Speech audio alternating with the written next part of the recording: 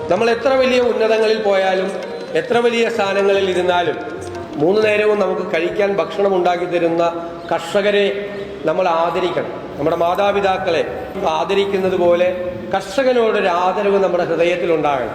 ഈ മണ്ണ് ഇളക്കി മറിച്ച് അതിൽ പൊന്നു വിളയിച്ച് വെയിൽ കൊണ്ട് കഷ്ടപ്പെട്ട് നമുക്കത് തരുന്ന ഒരാളാണ്.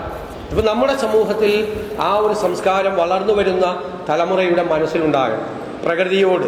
പ്രകൃതിയുമായി ഒരു സൗഹൃദം, പ്രകൃതിയുമായി ഒരു ഹൃദയബന്ധം ഉണ്ടാക്കുക.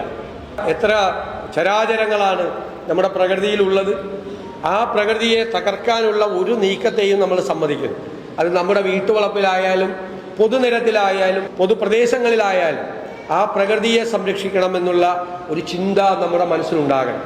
ആ ക്ലൈമറ്റ് ചേഞ്ച് നമുക്ക് നൽകുന്ന ഈ ആ സിഗ്നൽ എന്താണ് എന്ന് നമുക്ക് ബോധ്യപ്പെട്ട് വരാനിരിക്കുന്ന വലിയ അപകടത്തെ മനുഷ്യന്റെ ബുദ്ധിശക്തി കൊണ്ട് ഇല്ലാതാക്കാൻ വേണ്ടിയിട്ടുള്ള ശ്രമങ്ങളിൽ നമ്മളെല്ലാം പങ്കാളികളാണ്.